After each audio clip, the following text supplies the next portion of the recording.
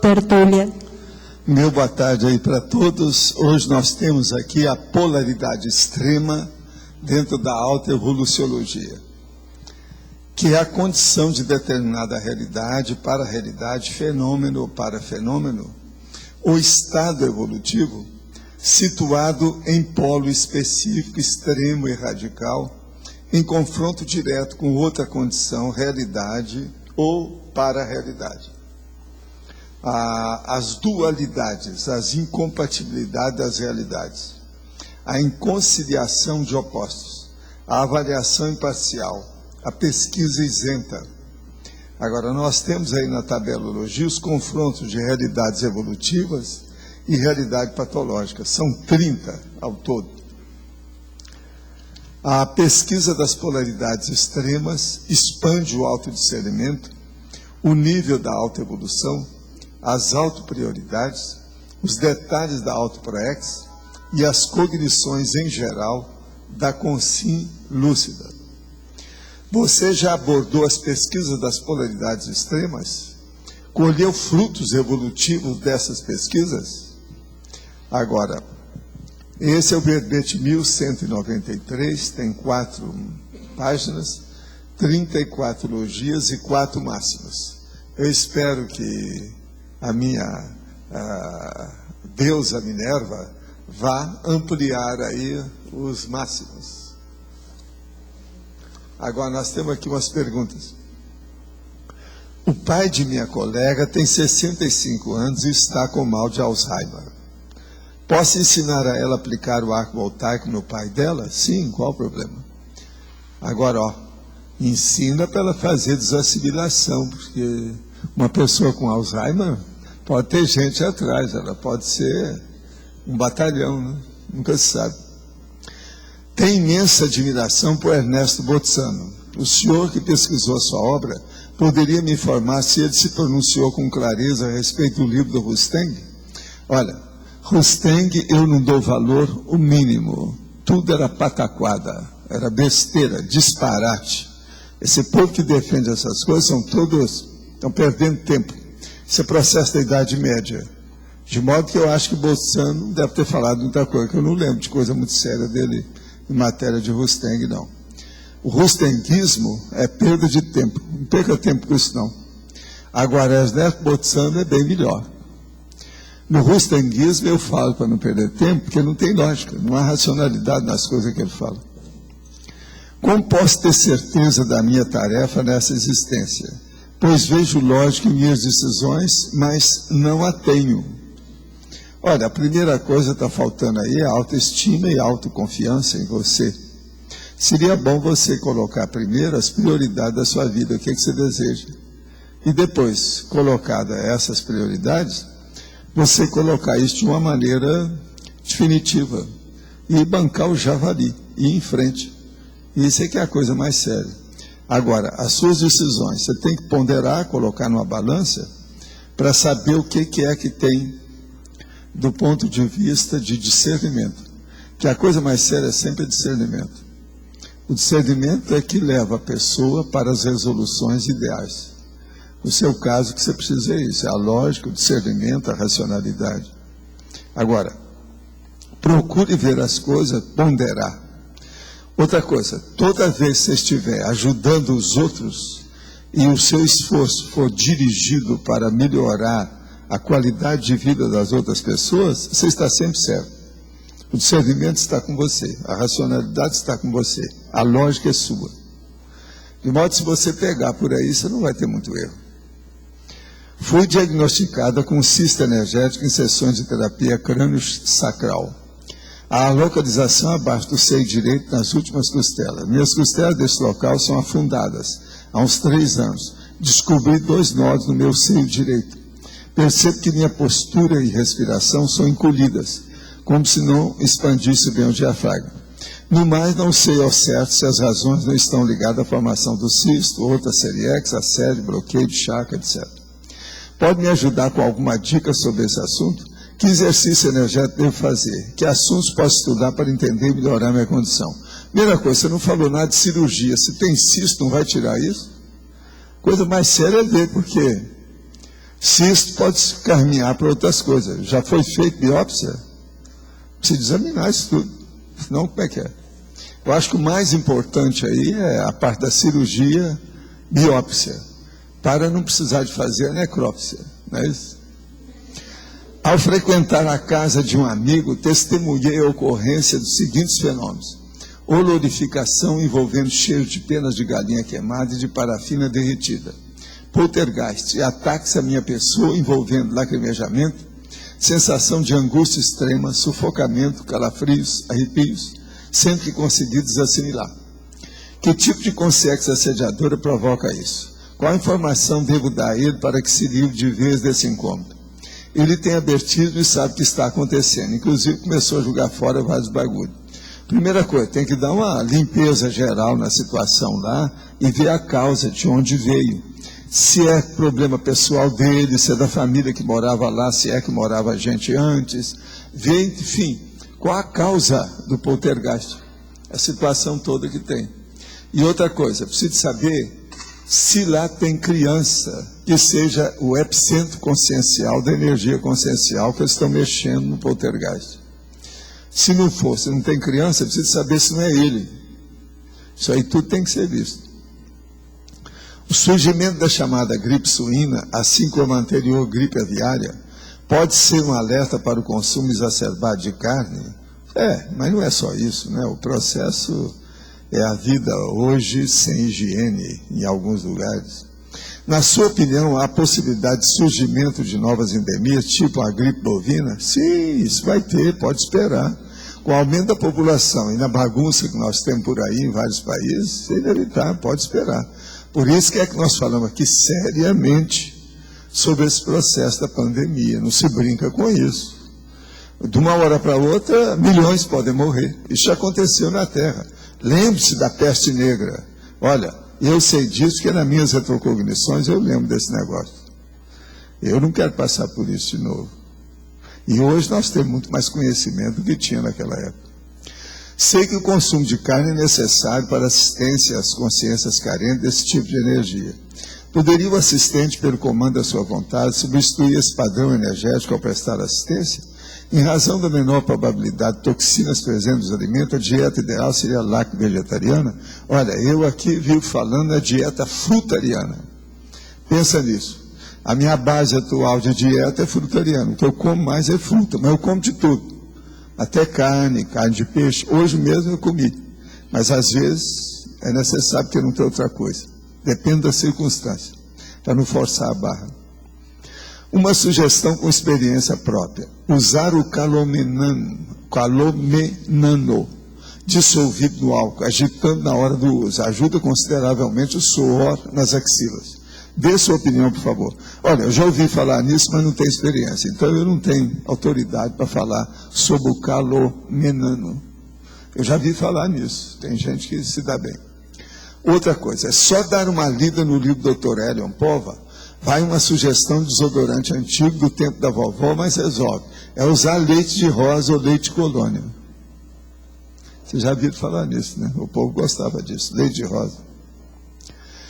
Passei no dia 30 de abril na ala de embarque internacional do aeroporto de Guarulhos. Embora o voo tenha sido doméstico, fui a Campo Grande Bonito, mas o voo seguiu a Santa Cruz de la Serra, Bolívia, e vi número modesto e mascarado por lá. Li também que na cidade do México estão soltando lendas urbanas a respeito da gripe, levando a desenganos que poderão ser mortais aos incautos. Olha aí, olha o negócio que eu estou falando, tá vendo? Por favor, avise os viajantes que os voos domésticos podem passar pelos aeroportos onde há os passageiros vindo do México, onde a desinformação está correndo solta, infelizmente. Tá vendo? O negócio é o seguinte, ó. Então até os voos domésticos podem estar caminhando com gente do México aí. Por favor, é muito importante sua opinião para mim sobre os livros de Norberto Kepp, pois sou médico e tenho estudado muito seus escritos sobre psicanálise. Olha, já falei, eu conheço o Norberto, as coisas todas dele, tudo que é que foi feito, os negócios dos Estados Unidos, segui a vida dele. Nós temos todos os livros dele lá na holoteca. Tem coisa muito boa. O negócio todo dele é que ele escreveu um livro violento contra as bobagens dos Estados Unidos. E os americanos, a CIA foi contra ele. Isso aí criou um problemão para ele. O livro contra os Estados Unidos tem lá embaixo. Agora, ele tem muitas afirmativas que eu assino embaixo. É um processo sério. Vale a pena estudar os livros dele. Em nome da assistencialidade, o serenão ressomado pode ocasionalmente deixar-se assediar por concierge. Ah, que besteira, não existe isso. O cara, veja bem, serenão. Olha só as conversas, os caras querem arranjar uma novidade, ou eles estão danados da vida, né? Porque está tão longe de ser serenão que ele está querendo colocar o serenão mais perto dele. Não, mais perto, quer puxar para dentro de casa. Olha aqui, companheiro, e a vovozinha, vai bem? A primeira coisa é o seguinte, além da vovozinha, eu quero te lembrar o seguinte, até chegar lá no serenão tem o evoluciólogo. Antes do evoluciólogo tem aquilo que nós chamamos aqui, o teleguiado autocrítico. Antes do teleguiado tem uma outra consciência que já está mais ou menos lúcida sobre a dupla vida nessa dimensão e na outra. Então ela é uma semiconsciência. Agora, antes dela, existe um negócio chamado desperto. Então, veja, é um cara que é desperto, que é o desperto. Esse desperto é que já alcançou isso aí que você está deixando. E ele não deixa se assediar, não. A gente faz o seguinte, você chupa a pessoa, puxa a pessoa, abraça a pessoa, acolhe a pessoa junto de você. Temporariamente parece que você está ficando assediado, não tem nada disso. O médico que pega o doente mental não fica doente mental por causa do doente. Vocês estão entendendo? Então, ele assiste. Agora, o desperto, ele já tem o desassédio. Então, ó, desperto, semiconsciente, teleguiado, evoluciólogo, até chegar no serenão. Você está muito atrasado aí. Dá um jeito de se inteirar do que são os nossos princípios, que nós não estamos de acordo com nada disso. Isso aí está muito por fora. Você deu uma porção de tiro fora da mosca. Sim. Como é que é?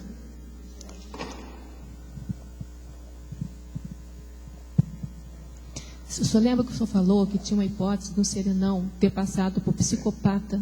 Sim, mas veja. Ele deve ter feito confusão. Psicopata pode é uma ser coisa. Que seja isso, mas veja, mas ele não se deixa assediar. Presta atenção, não tem jeito, o que ele está falando está tudo errado aqui, não é isso. Não, eu sei. Se deixar assediar, uma coisa é você ficar junto dos doentes sem ser doente. Outra coisa é você regredir para um assédio. Veja bem, se o desperto, o desassediado permanente total, já não tem mais, bola. Depois dele tem mais 4. Como é que fica? Então, a condição... Então, isso é bobagem, não é bem voltando, isso aí, não. Só voltando aqui, a condição de psicopata é completamente diferente da condição de assediado. Não, olha, eu vou ler de novo o que ele perguntou. Em nome da assistencialidade, o ser não ressumado pode ocasionalmente deixar-se assediar por você? Não. Você não entendeu nada. A pessoa assiste sem ser assediada, até que parece. Mas isso é louco. Eu não estou aqui para tapear os outros, vamos falar a realidade, bobagem é essa. Essa gripe suína que está se espalhando tem alguma coisa a ver com a reurbanização ou é de assediador? Tem tudo junto, uma coisa e outra. Reurbanização e assediador também tem relação. Seria provável que durante esse período, até 2070, pela maior presença de consréus, esse tipo de epidemia seja mais frequente do que antes da reurbanização começar? Óbvio, pode esperar.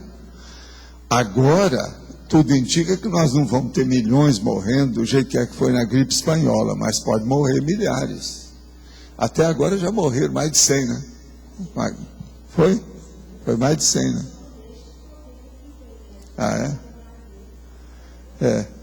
E fora alguns que talvez tenham morrido sem haver notificação médica, que essas coisas têm a notificação clínica, entende? Agora, gente, eu queria ler para vocês aqui um jornal que é a Gazeta do Povo de Curitiba, de ontem, segunda-feira, dia 4 de maio. Intolerância. Neonazistas queriam um novo país. Do jeito que estão falando aqui, era uma célula neonazista, de partido neonazista no Brasil. O negócio está muito sério. Agora, veja, como é que ninguém viu isso antes? Então, aqui, ó. O grupo fazia recolhimentos mensais em dinheiro para viabilizar uma nova nação, livre de judeus, de homossexuais e de pretos, estão falando aqui. Agora, o cara principal era um economista, Ricardo Barolo, 34 anos, que está preso. Que tinha outras pessoas lá que eu acho que está preso, estão em cima do cara aí. E que tem mais outros dois, parece que é um casal que matou outra pessoa, foi morto, né? Um casal que foi morto por eles. Porque o cara queria tomar o partido dele lá, a posição no partido. O grau de organização do grupo impressionou a polícia paranaense. As reuniões com até 100 adeptos neonazistas foram realizadas em São Paulo, sob a liderança desse Barolo. Agora, a criação do novo país, chamada New Land, aqui no caso é alemão, é Neuland. Neuland, ou seja, terra nova em alemão. Agora, eles já tinham até títulos de eleitor já impressos para as eleições dele. O novo país teria seu território em solo europeu livre. Agora, os documentos iriam liquidar com a influência de negros, homossexuais e principalmente judeus. A festa promovida para comemorar o aniversário de Adolfo Hitler foi organizada por Dairel, lá em Curitiba. Ele também idealizou a ideologia nazista com movimentos da ultradireita. Material nazista foi encontrado no apartamento de Barolo, em São Paulo. De modo que mataram gente e eles foram pegos. Agora veja, isso tudo mostra que é uma célula partidária neonazista, está na cara. É aquele negócio que chama célula, né? Célula de partido. Isso é um negócio sério. Agora, tão perto aqui da gente, mano, negócio sério. Osvaldo, a informação que eu di é errada. A que está escrito aqui no Yahoo de México, la Organización Mundial de la Salud anunció el martes 1.419 casos de gripe porcina confirmados en el mundo, de los cuales 30 fueron mortales. Então, quantos foram? 30. 30 mortales, mas já identificaram 1.419 no mundo todo. Agora, já tinha 18 países que já têm a gripe, né? Ou pelo menos suspeita. Anteontem, eu estava assistindo um debate com um epidemiologista e um infectologista. Então, eles estão falando assim, que atualmente o índice de mortalidade está 2% só. E aí eles sempre reportam a questão lá da febre espanhola, né? Que a primeira vez que manifestação, que o índice foi baixinho também.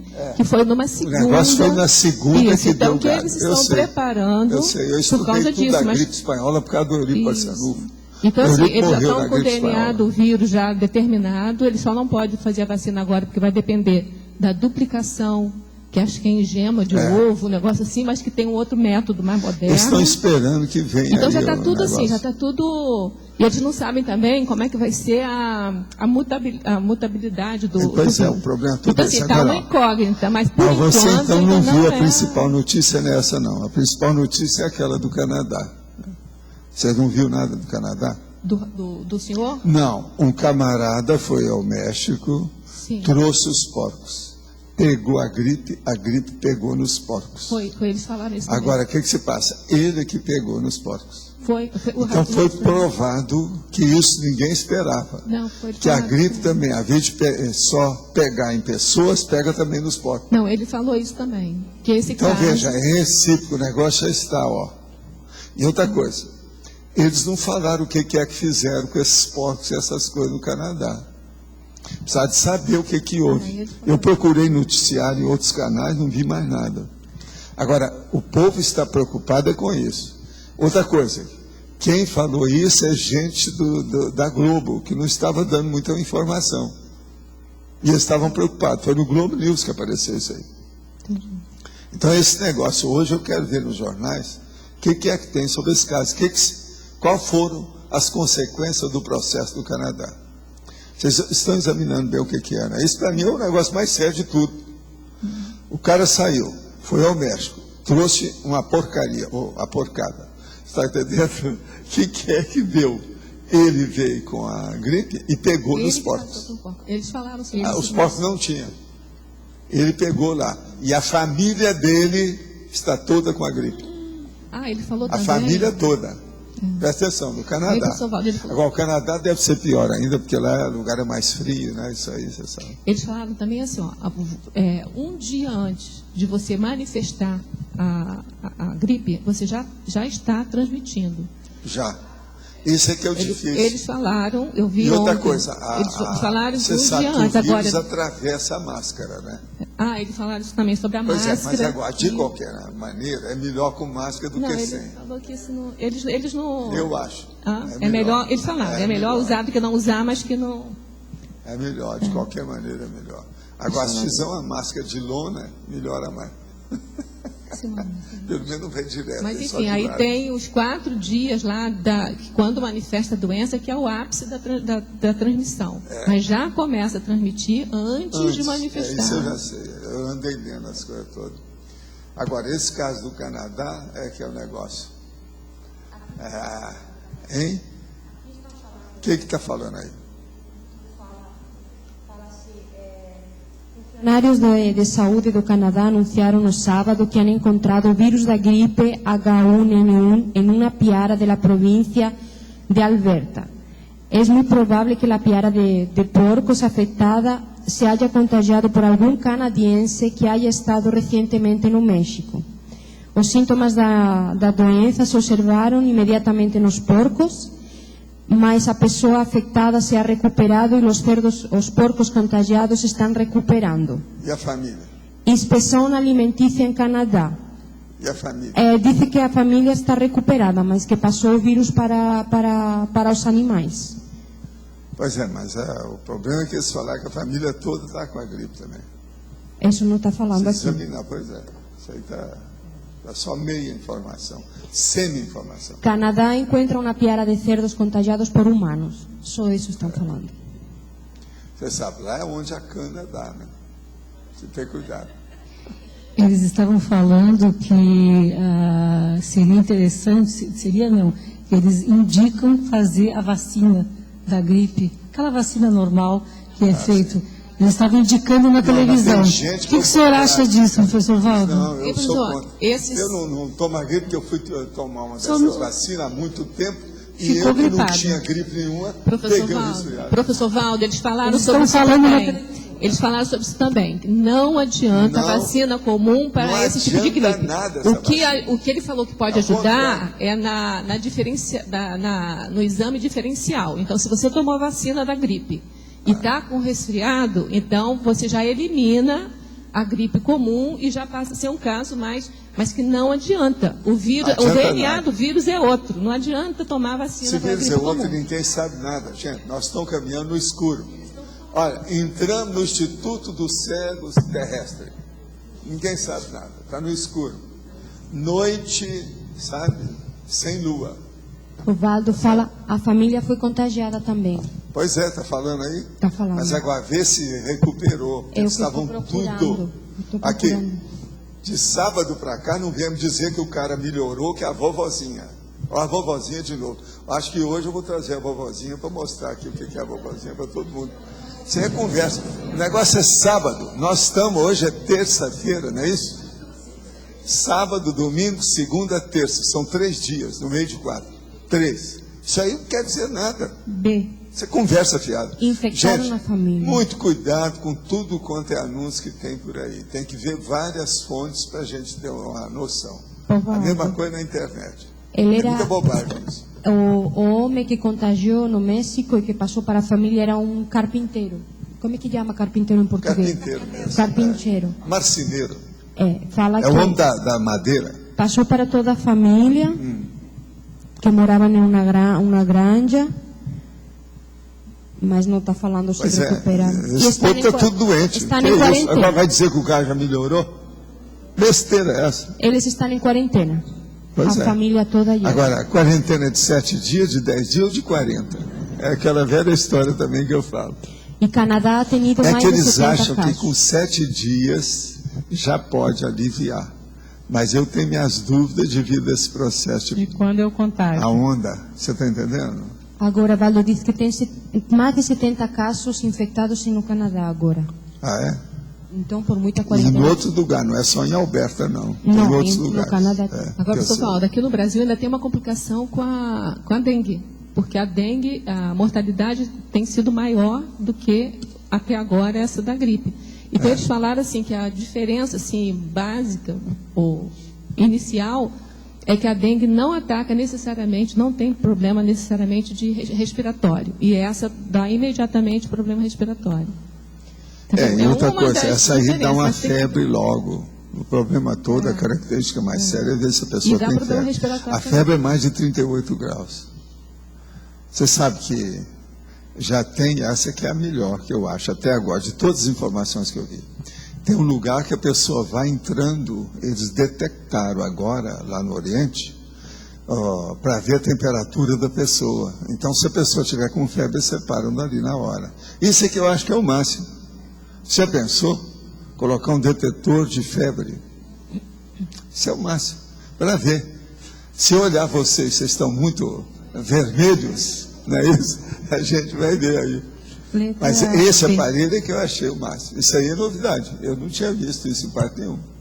Tá certo? Valdo, aqui na B, a Érica aqui.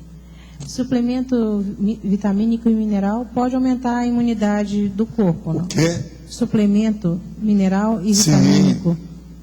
Em especial de Ultra forma... Preventive Third. Isso aí aumenta e melhora o processo. Esse é um dos motivos que eu não tenho resfriado há muito tempo. Você veja bem, todo mundo que trabalha comigo aqui já teve resfriado esses últimos anos. Eu não. Eu tenho alergia, isso é outra coisa. Eu espirro. Mas eu espirro qualquer hora que você queira. Por exemplo, Hatchim! Ai, eu não estou nada. Isso é Hollywood. É plus... Vocês querem que tipo de espirro? Eu posso aparecer vários tipo deles. guarda-chuva. Eu faço qualquer hora, que é isso? Ô, Valdo. Outra coisa, eu sou capaz de mexer no meu queixo. Sou capaz de fazer aquele negócio, de fazer. Isso é técnica de Hollywood. Ultra preventivo o quê? Ultra Preventive Third, quer dizer 3. Tá. 3 em algarismo romano. Certo. Esse aqui é o melhor. É o que eu tomo há vários anos, etc. Tal. Muita gente, inclusive o Elion, Pova e outros mais aí da ortomolecular, recomendam tal. Esse é um suplemento alimentar muito forte.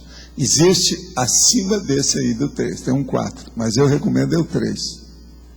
Agora, a pessoa tem que tomar um comprimido grandão, que é um comprimido grande, assim, ó, comprido, no meio do almoço e no meio do jantar, para não alterar o processo da mucosa gástrica. Uma coisa, é preciso conservar numa temperatura bem normal, bem adequada, senão ele começa a ficar apitadinho, porque ele não tem cápsula.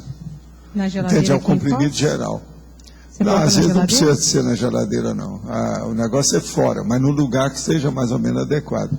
Uma outra coisa então ele começa a ficar pintadinho. Entendeu? Outra coisa que eu queria te perguntar, o hipertensivo que dá refluxo, essa coisa toda, ele também tem que ser tomado no meio de uma refeição?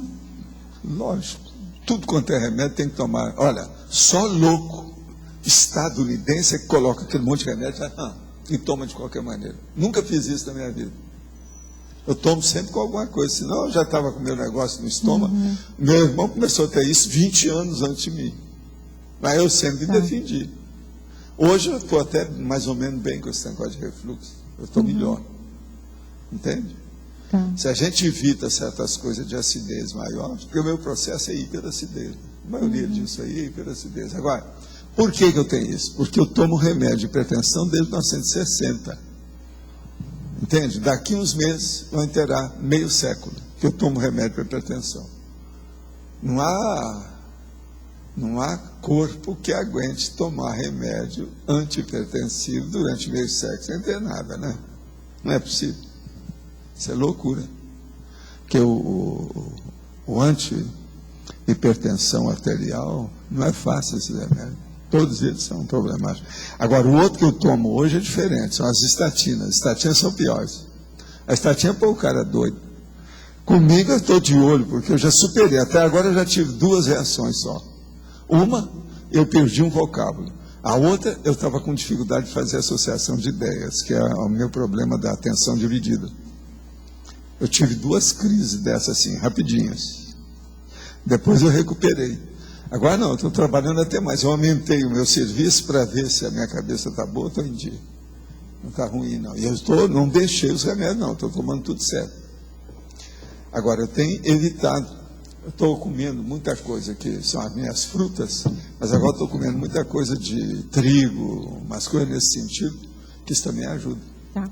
Eu vi que os orgânicos estão com polpa de fruta congelada. Fruta fresca eles não têm tanta. Mas eles têm abacaxi, você não pode. Acerola também não. Acho que é tudo cítrico. Tudo tem um monte dessas frutas que eu desejaria, mas eu tive que fazer o divórcio. Eles estão até doces. O abacaxi está doce. Que eu experimentei esses dias. Mas é tudo ainda cítrico. Agora trouxeram para mim aí uma série de laranjas sem ácido, né? Que eles fazem, laranja lima lá. Mas eu também não confio. Todas elas me criam problema. A pessoa tem que colher laranja no pomar, viu? Laranja lima. Tem que chupar as laranjas, né? Vocês ajudaram a plantar, agora tem que ajudar a comer também. Né? Só a Flavinha que foi buscar. Mesmo assim, esse universo, essa terra, tem muita coisa para a gente comer. Então não é só isso, não. Gente, tem umas bananas aí. Isso é o máximo. Se tiver cuidado, você come um cacho na hora, isso não pode. Tem que estar limitando o negócio. Outra coisa, o kiwi. Hoje no almoço tinha kiwi. Eu peguei um terço do kiwi que tinha lá e coloquei no meu prato. Eu pago mais, mas vale a pena. Hein? Não, mas o kiwi não me faz nada. Esse é um. Aí é que eu falo para você. Por exemplo, uma coisa que eu não como, abacate. Eu não sinto bem. Todo mundo tem intolerância. Agora, uma pessoa que toma remédio demais tem mais intolerância alimentar do que outros. É idiosincrasia. Devido ao processo da interação de medicamento durante muitos anos. Medicamentosa mesmo. Então, eu tenho que ver isso tudo. Tudo você tem que fazer. Uma técnica especial para ver a pessoa em si. Generalizar em matéria de dieta é besteira. Isso não dá certo. Nós ganhamos 270 mudas hoje de plantas medicinais. Eu vi ali chegando, né? Da Itaipu. Então, trabalho eu com vi a carqueja, pessoal. A carqueja está bonita lá, a muda, tem as carqueja mudas. Doce, tem carqueja ornamental, tem carqueja amarga. Tem até aquela de campainha lá, tal. Tem. Lindo. Tá bacana. Tem umas árvores lindas também. Vocês arranjaram quantas mudas? 200? 270. Nossa. De modo que vocês têm muita coisa por aí, né? Já, você começa a falar isso, daqui a pouco o povo está com 70 fome. espécies. Estão querendo comer diferentes. folha, não é isso? É isso. Mas, gente, a polaridade extrema, vocês entenderam então tudo. Vocês viram aí a tabela que eu coloquei, né? Essa tabela é terrível, essa tabela, se vocês forem olhar. Por exemplo, eu vou mostrar só alguma coisa. Cosmoética, que é a realidade evolutiva, e a realidade patológica. Princípio de Talião. Isso aí liquidou, né? É o fim, né? Não precisa explicar mais nada, né? Agora aqui, para microchip, é a realidade evolutiva. Agora a realidade patológica. Piercing. Essa não é também total? Total? Pois é. Agora aqui, outra, projetário e bunker belicista. Olha aqui, serenário e Abu Ghraib, que é lá do, sabe quem é que é, né? Do Iraque? Cláudio, Dos americanos lá do Iraque. Cláudio, Sim. aqui no ar. Por que você colocou o contraponto do Pombal ou Auschwitz? Por que você pensou no campo de acolhimento, que é um local de assistência? Pombal é acolhimento com as coisas todas. Auschwitz é te matar. O Pombal é de dar a vida. O povo passava lá para renascer. Agora, Auschwitz, o povo passava lá para ressomar. Então juntaram-se as pessoas para Você vê serem que assistidas. é né? exatinho. O processo do extremismo é em cima do lance. Agora, para mim, aqui, ó, uns 8 desses aqui que eu coloquei são definitivos. Não adianta querer mudar. Isso é para sempre. Vai me servir para a próxima vida. Agora, até lá eu vou ter que saber, né? Saber o que é Abu Ghraib, que esse cara estava falando aqui. O que é aquilo, né? Na ocasião, a gente tem que atualizar conhecimento, a cognição. Mas é uma saída. Agora, ó, Colégio Invisível dos Serenões e o Conselho de Segurança da ONU. Tá certo? Cipriene e a toxicomania. Terrível. Como é que fica? Por exemplo, o cara estava ali, tá com a síndrome de abstinência danada. O outro começou a falar em Cipriene. Ele falou assim, não, agora ainda não é hora, espera um pouco. É demais. Está muito díspare, é outra condição, vai devagar. Agora, aqui tem várias coisas assim, né, que vale a pena pensar. Aqui, macrosoma e bulimia. Como é que fica? Hein? Esse aí? O macrosoma, se a pessoa receber o macrosoma, ele é maceteado, quer dizer, é avançado, tem algum recurso que supera o processo normal para a pessoa desempenhar e executar a PROEX dela. Agora, na questão da bulimia, a pessoa está exagerando na comida, ela está fazendo justamente o contrário disso. Ela está acabando com o corpo, que vai prejudicar a execução da PROEX. Mas existe a possibilidade de uma pessoa ter bulimia? Ter bulimia, não. Não? Pelo menos não é aquilo que se espera. Mas você falou... Para acontecer uma coisa dessa, eu nunca ponho a mão no fogo. Tudo é possível. O camarada pode virar capeta de uma hora para outra ou virar a cara para as costas. Nunca se sabe. Mas agora, veja, isso aí, o normal, ninguém está esperando uma coisa dessa, não é o correto. Mas você... Isso é bobagem. Certo, mas você falou... Seria uma regressão, assim, muito intempestiva demais, né? Está querendo muito. Você falou uma vez que já... É igualzinho a gente chegar aqui e falar assim, não, o evoluciólogo virou bandido. Não dá, né? Mas você lembrou uma vez... A diferença, o gap evolutivo é muito grande. Você já conheceu pessoa com macrosoma e com bipolaridade, então do mesmo modo eu pensei, né? Pode ter uma pessoa com macrosoma... Você sabe como é que é, isso aí tem uma opção de consequência. Agora, esse aí não, porque esse aí é um processo de vontade da pessoa, a bipolaridade não. Tem problema da genética que ele tem que superar, porque pegou aquilo que vem na genética. Agora, a bulimia não tem tanta coisa de genética. Mas às vezes é a comida só da pessoa, a tendência dela, a vocação, a vontade, a intenção. Mas, por exemplo, Valdo, um dos sintomas da bipolaridade é a compulsão alimentar. Não é bem assim. Não, você está totalmente enganado. Bipolaridade é uma coisa muito mais complexa. Sim, mas uma das coisas que você pode pôr na bipolaridade, que às vezes tem muita relação, comorbidade no caso, Exato. é a hiperatividade. Isso também, é outra coisa. Também. Mas bulimia não, minha filha. É um dos Modo sintomas. algum, não é isso. Tem vários sintomas a bipolaridade. Eles consideram que um dos sintomas é a mas o compulsão povo considera alimentar. o que bem tem, mas não é lógico. Lembre-se, a medicina não é ciência, é uma técnica. Sim. As técnicas evoluem. Eles falam da Igual a ciência hiperatividade, também. mas também Vamos falam devagar da com isso. compulsão. Olha, o que tem de opinião de medicina que eu dou contra faz mais de meio século, está no gibi. E muitas eu acertei. São dezenas de opiniões que eu tinha mais avançada que ninguém admitia. Mas, Valdo, eu quero entender melhor. Tentaram até me bater uma vez, só porque eu defendia a hipnose. Sim, Valdo, mas então, que argumento você tem para achar que um síntoma da bipolaridade é a hiperatividade Deixa eu só e te não a dizer, bipolaridade? bulimia é um problema da pessoa comer. Em excesso. Mas isso é a consciência que manda, a lucidez e a opinião dela. Aí não precisa de ter, por exemplo, não precisa de ser a família todo mundo gordo para a pessoa ter bulimia. Não. Entende? Porque Sim. depende dela. Não é tão genético. Se uma pessoa, qualquer um, começar a comer sem parar, ele fica com bulimia. Agora, o que se passa? Vamos entender. Hiperatividade é uma coisa diferente. E outra coisa, bipolaridade, quase sempre tem relação com a família. Sim. O negócio vem de trás. É genético. Tem gene nisso. Sim. Então, por exemplo, eu acho que a geneterapia vai ajudar muito essas doenças mentais. Uma delas é essa aí. A pessoa localizar bem esse processo desse gene, ver como é que faz para combater isso aí. Isso vai ajudar. É lógico que isso também vai ajudar a bulimia, anorexia, tudo mais. Mas agora, nesse caso aí, admitir que uma coisa puxa a outra, não. A comorbidade mais séria que eu vejo aí, que aparece mais, que a gente pode aceitar, é da hiperatividade. Você fala que a ansiedade leva para a hiperatividade e a hiperatividade leva para a bipolaridade, né? Você falou isso várias quase vezes. sempre tem essas coisas. Uma coisa puxa a outra, às vezes uma vem antes da outra, depende da pessoa, da circunstância, mesologia, a família, a profissão da pessoa, tendências dela, o temperamento, tudo isso influi.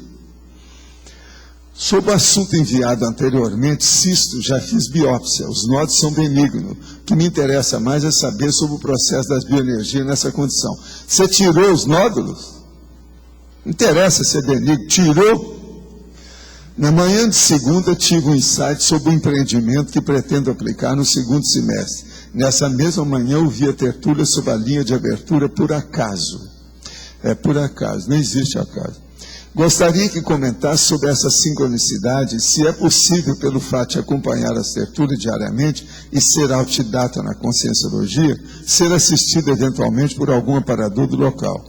Olha, isso aqui é uma central de amparadores, pelo menos a gente tem essa pretensão, né, de criar um ambiente assim, de modo que pode ser que esteja com assistência. Se você tem mérito, você está sendo assistido. Gostaria de aproveitar a fala a respeito dos preços de laboratório para levantar outra lebre. A estrutura do CAEC agora fecha todas as 18 horas e até antes, dependendo do dia, café da Megastore, um belo ponto de encontro para trocar ideias, diminuição da capacidade do vilage, que complica estar aí hospedado, isso com tendência de aumentar o número de eventos e pessoas no CAEC. Por mais que haja razões financeiras e afins para essas mudanças, o pessoal responsável poderia antes colocar-se no lugar de quem chega às 4 da tarde para ficar uns dias no vilage e zelar para que as pessoas que chegam tenham tranquilidade para vivenciar as ideias. Escuta, posso falar no seu caso? Olha, eu quero te dizer que já está sendo organizado, que vai ter aqui um café permanente o dia inteiro, que tipo Starbucks. Agora, o que se passa? Quem vai dirigir isso é a Laura, que está aqui conosco. Hoje mesmo nós já estivemos estudando o assunto, isso está sendo estudado já faz muito tempo. E tudo indica que vai ser construído o local, porque tem que ampliar, logo lá na entrada, perto do portão, que vai ser. De modo que isso tudo aí está sendo estudado. O CAEC está se preparando, que eu tinha avisado para eles faz 2 anos. Quando nós construirmos o tertuliário, vai aumentar o número de pessoas aí, vai criar problema em todos os setores, vocês se preparam. Isso vai respingar até no discernimento, já houve isso tudo. O Leonardo Firmato, que está estudando, acho que com o Flávio, a forma de fazer o local mais adequado, mas a nossa ideia é criar um café, o nome provavelmente será Café Tertúlia, onde todo mundo pode se encontrar, tomar um café, comer algum salgado. O horário também está por definir, mas a ideia é... Vai ter chá no café. Vai ter chá, pão de queijo, também vai ser estudado a possibilidade de fazer... Vai ter boldo lá no café. Boldo. Mas a ideia é fazer um café bem europeu. Agora, então, vai ter sopinha de vez em quando no café, vai ter sopinha. A gente vai estudar sopinhas à noite também, de abóbora. Vai ter também aquele negócio lá de, conforme o dia, vai ter, como é que é, um café vai ter o dia da Espanha. Vai ter o dia do bocadilho catalão, o dia do bocadilho italiano. Entende? Mas, gente, o Leonardo... Com ela, isso aí vai longe, você já viu. O Leonardo que está uma coisa, você lá dentro desse café vai atrair mais gente para o CREC. Pode esperar. A Conscienciologia, com as Neo-Verpons, elaborou proposta no sentido de encarar a formação e origem do universo. Olha aqui, estudo é besteira. Aqui, ó. Mais uma vez eu tenho que chamar a vovozinha. O negócio do Big Bang, essas coisas todas, é igualzinho o negócio de Deus. Eu chamo isso de primo pensante, quer dizer, o primeiro pensante.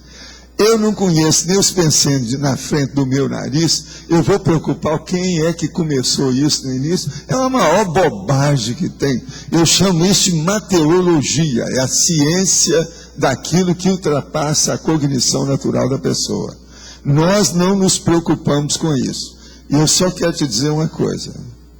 Serenões que eu já encontrei, não sabem como é que isso começou. Se ele não se preocupa, vai ser o papai aqui que vai se preocupar? Por acaso eu não nasci em Minas Gerais? Caso não, porque há a possibilidade de saber o tempo à frente, eu digo, sobre o fato de existir serenão e consciência livre, e não existe a mesma possibilidade do passado. Que é isso? Existem essas coisas todas, só que tem que ir perto da gente. Uma outra coisa, não tem nada desse negócio à frente. Serenão é uma coisa que está aí, é junto. Consciência livre também. Eu já tive contato com esse povo. O problema não é assim, não. Não é processo lá. Eu não estou falando aqui de fantasia, nem imaginação, nem lenda. Aqui nós estamos falando de mitologia. O processo a gente já vivenciou isso. Olha, eu sigo o princípio da descrença. O que eu falo aqui é porque eu tive experiência. Quando eu não tenho, eu falo, isso aí eu não tenho competência, não posso falar. Por que no site da Anvisa aparece esse texto abaixo referente ao Ultra Preventive Third? Ultra Preventive Third, UIC Copper Douglas Laboratories. Pote plástico com tabletes 2006. Suplemento vitamínico ou mineral, 12 meses. Registro de alimento, 452. Agora ele colocou, em desacordo com a legislação vigente. Eu não sei o que se passa com isso. Deve ser porque é de lá, é importado, deve ser isso. O processo deve ser isso. O processo é importação, porque o problema é de Miami, né? A gente quase sempre o povo traz de Miami para mim. Pode ser que seja em desacordo com a legislação, porque eles não fazem isso no Brasil. Que eu saiba até hoje, eu pedi para algumas pessoas, faz mais ou menos uns 10, 15 anos, para fazer isso. Naquela ocasião nós estávamos mexendo com aquele sundown, com a opção de coisa. Mas ninguém fez para trazer isso para o Brasil. Mas não fizeram. E outra coisa, eu falei também com a turma do Edon Pova, que eles tinham aquelas farmácias, a rede de farmácia lá dentro, você sabe, né? E eles também não tinham. Ultra Prevent. Não, as pessoas trazem para mim. Esses anos todos tem acontecido isso. Uma delas, de vez em quando, está aqui. Hoje ela não está aqui. Ainda agora ela fez uma viagem aos Estados Unidos e me perguntou, mas não precisa porque eu tenho até o ano que vem comigo. É que se a pessoa tentar comprar até por um site americano, aí quando ela for tentar pagar, vai aparecer isso daí. É porque não pode, por causa da alfândega brasileira. Agora, o problema é consertar essas situações aí de tal maneira que a gente possa usar o remédio. Se não puder, o jeito é ir lá e comprar e trazer. Lembre-se, eu trazia todas as emulsões do Sakurai na década de 60, 70. e fazia todos os processos meus da cirurgia, com as coisas todas aqui. Naquela ocasião era tudo legal, a gente podia, pagava, arrumava. Agora hoje o povo que tem trazido, é só mostrar, o processo é remédio. E o preço suplemento também, alimentar. Então, o preço também é muito bom. Se você comprar em Miami, você paga numa caixa com 180 cápsulas, acho que $15. Não, e tem outra coisa, os remédios americanos são mais baratos que os brasileiros. Bem mais barato. Aqui eles escorcham, eles pegam fundo, eles descarregam em cima da gente. Eu estou tomando uns remédios aqui, ó, que me receitaram. Tem remédio, uma loucura. Você compra uma coisinha para alguns dias, 600 pratas. Isso é uma loucura, gente. Como é que fica? Tem algumas dessas dragas que eu estou tomando que ela vale muitos reais cada uma. Eu tenho que segurar, não pode cair, porque senão eu perco 50 pratas. O negócio não é fácil. Valdo. Não, esse negócio de... Aqui está... O Ministério da Saúde devia de entrar nisso, eles estão abusando, o preço está caríssimo, está muito caro, em matéria de remédio. Agora, eu tenho arranjado com alguns colegas meus algumas amostras grátis. É que a amostra grátis, aquele remédio que divide em 30, vem 7, vem 5. Então você tem que arranjar aquele monte de amostra grátis desse tamanho assim. Outra coisa também, às vezes a amostra grátis que vem é a metade da dose que eu preciso tomar. Então você tem que tomar 2. Eu evito. Enquanto eu tenho ele inteiro, eu tomo só 1, porque senão vai aumentar mais material dentro de mim, eu não quero isso. Tem um deles que eu estou tomando que me deram muitas amostras. A maioria é a metade da dose que eu tomo, não serve. Então o que eu faço? Eu tomo todas, estou tomando até agora, ainda não esgotaram. Eu só tomo aquelas que a dose inteira. Se um dia faltar, eu não tiver, aí eu vou recorrer para tomar 2 das de 50, de 25. Eu tenho que tomar de 50, e eles dão de 25, entende? B. Sobre corpo maceteado, superação de doenças, porque quando a gente, por exemplo, tem um sintoma, ou a manifestação de um sintoma, como você falou que eu tinha uma característica que era de câncer, né? E aí ele não se manifestou como tal, mas fica uma sintoma ou uma sequela. Olha, isso aí depende do que é que você está fazendo. Eu sou uma pessoa que uso 2 critérios. Cada caso você tem que ver qual que você vai aplicar. Um chama-se critério econômico e o outro é o critério cirúrgico. O econômico, você evita ao máximo a cirurgia, ou se vai fazer a cirurgia, que ela seja mais reduzida e menor possível. Agora, o outro é aquele que não tem distinção, não tem nada. Precisa tomar a providência até amanhã cedo. É cirurgia imediata. Vai para a sala de cirurgia. Então, esse é o meu critério para as coisas todas que eu tenho. Um dos princípios que eu tive na medicina, eu aprendi isso na odontologia com um professor. É o seguinte: não se brinca com a saúde de ninguém. Agora, isso começa com você. Não se brinca com a sua saúde. Por isso que eu falo, viu, Laura? Se uma pessoa não é para comer, não come. Acabou. Eu posso morrer, mas não vou comer aquilo. Se uma coisa não presta, não presta mesmo. Então, isso é seríssimo em matéria de saúde. Agora, por exemplo, nódulos, tumores. Tudo isso, o ideal é bisturi. É um monte de gente que eu já vi que demorou demais, morreu mais cedo. A hora que vai fazer a cirurgia, às vezes morre lá, porque devia ter feito antes. Agora, ó, metástase. Hoje já tem um bom percentual estatístico sobre as metástases de tudo quanto é tipo de tumoração e formações tumorais, cancerosas ou qualquer coisa. Então é preciso de ver isso tudo. Por exemplo, o câncer que eu tive é espinocelular. Esse é o segundo tipo. Ele dá 5% de metástase. Está entendendo como é que é? Tem outros mais suaves, tem outros piores. Tudo de pele. Agora, então, cada um desses casos a gente tem que ver. Agora, a pele, você não pode brincar. Apareceu qualquer coisa diferente, é cortar na hora. Tem um amigo meu que tinha uma pequena coisinha na perna dele, aqui, ó. Eu estava sentado com ele e ele tomando cerveja, lá no Largo do Passeio, no Rio. Eu olhei e falei assim, olha, você vai ao médico amanhã e tira isso. Que isso aqui pode ser um CA. Ele riu de mim, falei com a mulher dele, o negócio passou. 6 meses depois nós enterramos o cara, ele mudou. Ele parecia ter assim 38, 40 anos. Ele parecia que tinha 200 anos quando ele morreu.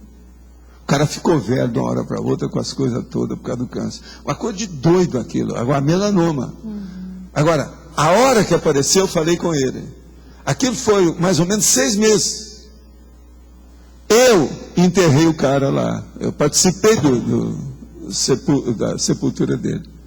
A senhora dele estava chorando, meu homem. Bem que ele não te ouviu, né, Valdo? Ele ouvia você em tudo, menos em medicina.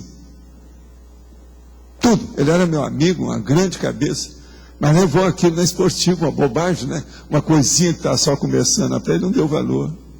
E era um melanoma. O meu diagnóstico estava certo.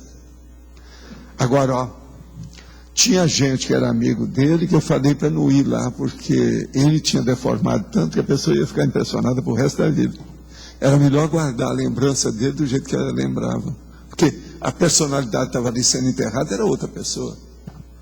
O cara encaveirou, ficou velho, em 60, o negócio foi 180 dias, mais ou menos, por aí.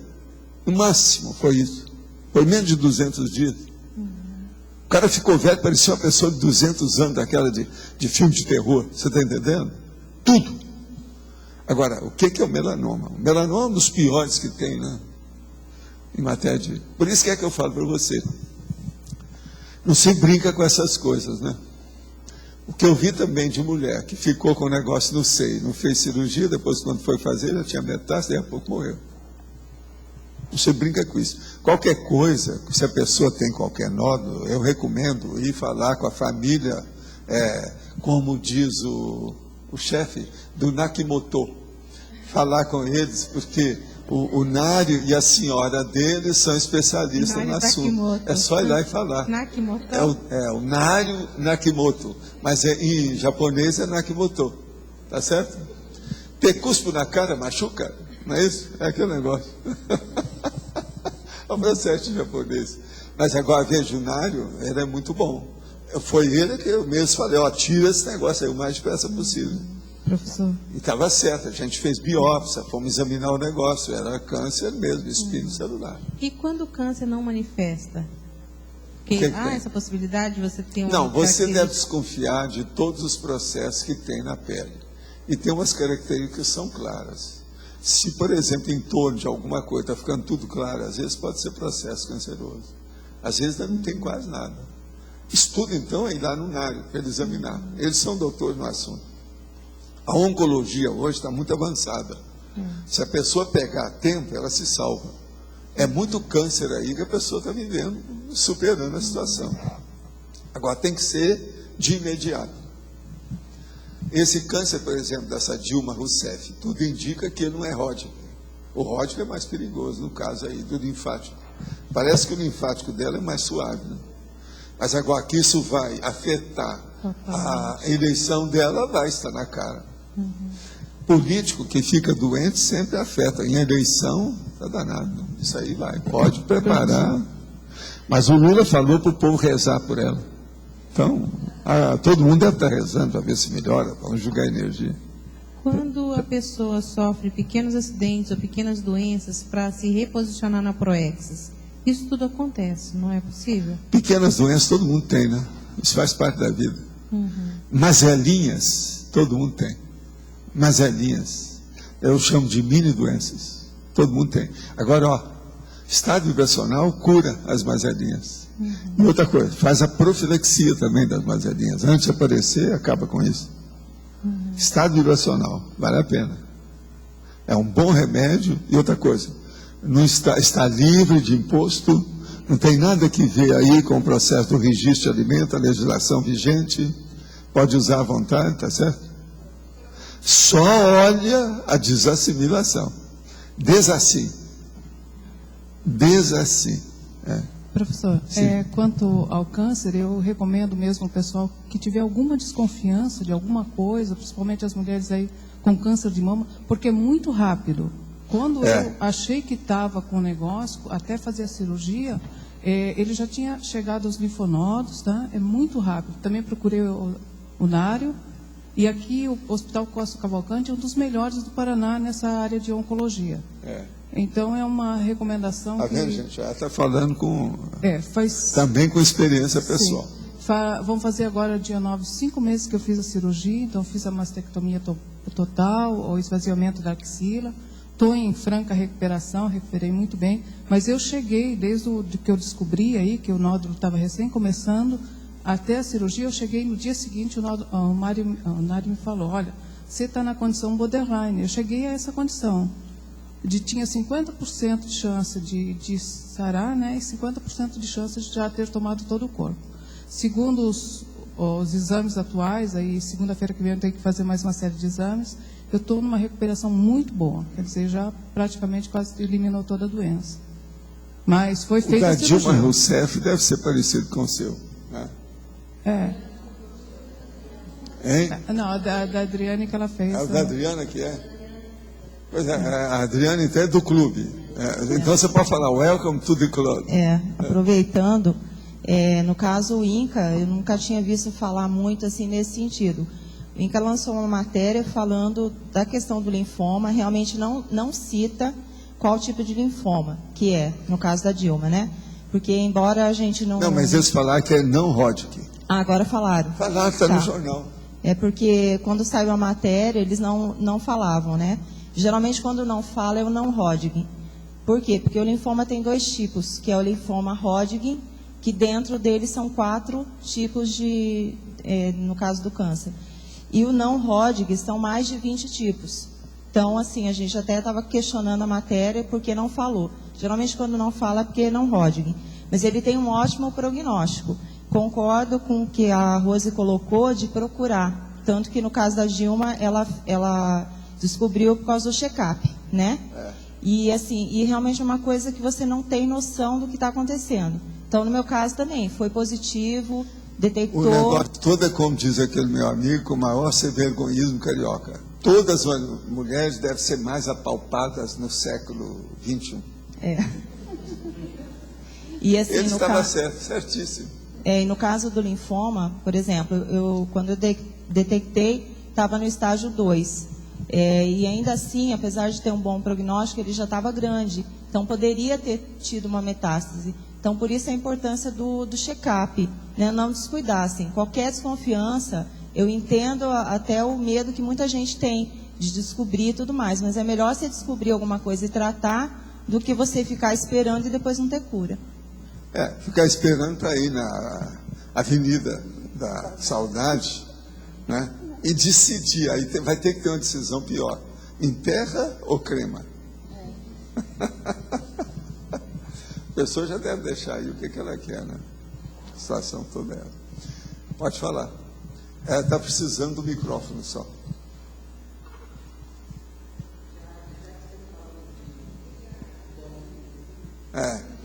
Bolinhas, hein? Bolinha na minha terra é tóxica. Não, mas já que estão falando dessas manifestações e que aparecem como uma excrescência, assim, então amanhã eu vou tirar 2 que eu tenho na perna. Tem. Então é bom você ficar ali, ó, nessa onda aqui. É bom você sentar para ali. Porque aqui, ó, tá na onda aqui, ó.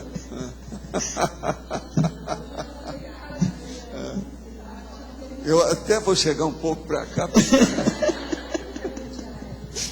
Deixa eu falar então aqui também, né? Eu também já tirei um câncer de pele na orelha e na hora o médico falou, olha, agora não vai ter mais nada, fiz a cirurgia, transferi pelezinha daqui para lá, mas 1 ano depois apareceu outro. Então tem que cuidar mesmo na mesma orelha. Na mesma orelha, então quer dizer, tem que ter cuidado e o sol, né? Lembrar que o sol, pelo menos aqui do Paraná, esse é o motivo que eu uso, terrível. Essa camisa e as outras coisas, lembre-se disso. Eu acho que a volta do chapéu é inevitável. Eu falei isso já faz mais de uma década. Professor, só mais eu falei, eu estou vendo a humanidade voltando a usar chapéu. E agora eu estou começando a ver. Tem certos lugares que a gente já aparece que o povo está usando mais chapéu. Só uma colocação aqui que eu queria complementar, que eu achei interessante aqui já, né? Eu tenho uma prima minha, que ela mora em Manaus, com relação assim, as pessoas passam o protetor solar, mas não passam aqui. Porque é o que aconteceu agora, então, com eu vou ela. te falar uma coisa. Eu não acredito em protetor solar. Nunca cheguei a acreditar. Não, mas olha o caso dela. Nunca receitei protetor solar para ninguém. Porque ela... Isso é tapiação, é placebo. Não dá, gente. Não, mas eu não acredito, não admito nada que não funcione. As coisas que ficam no mais ou menos chama-se paliativo em medicina. Eu não receito paliativo. Se eu não sei, eu não receito nada. Não, eu não dou conta disso, não sei o que é que se passa. Não se pode brincar com a saúde dos outros. Agora, passar essas bobajadas, esse negócio, se isso aí fosse bom, gente, ninguém ia pegar câncer com esse monte de gente. Quanta gente? Não dá. Tem certas coisas que não funciona, né? 50, como é que é só? Não, protetor 50, eu falo assim, 5 mil, não resolve. Coloca alguma coisa em cima, aí sim. E olha o detalhe, ela é médica ainda, né? Isso que eu achei mais sério também, né? A pessoa vai à praia, põe o protetor e entra na água. O que vocês acham? Outra coisa, vocês admitem esse negócio de protetor? Você está passando uma loçãozinha aí? Gente, que é isso? Isso tudo é indústria, querem ganhar dinheiro com isso. Bobagem. Outra coisa, esse negócio só porque não deixou a pessoa ficar preta um pouquinho, não quer dizer nada. Muita coisa pode ter infiltrado a pele, é muito mais complexa do que a gente pensa. O negócio não é assim, não. Epiderme, derme, é um negócio muito sério. A química disso tudo. O negócio não é assim, não. Nossa, é sério. Agora, uma coisa boa é banho com água. Água pura. Isso aí, ó, eu recomendo para todo mundo. Agora, protetor não vai muito nesse bico, não. Isso aí, ó, é a pessoa que quer se tapiar. As pessoas que querem se tapiar é o que tem mais no comércio. Entra no supermercado, tem tudo quanto é tipo de tapiação. Tem um amigo meu que chegou e falou assim, esse supermercado, Valdo, qual é o percentual de tapiação? Eu falei assim, olha, vamos fazer um levantamento, porque tem muito item aqui, tem que ver. Ele falou assim, pelo que eu já estive examinando, é mais de 60%. Em parte você tem razão. Se você chegar lá, é muita bobagem que tem. Você já for às lojas americanas para ver, tem muita coisa boa lá, baratinha. Mas você já viu o tanto de besteira que tem? Gente, é impressionante. É impressionante o processo do consumismo dentro da indústria.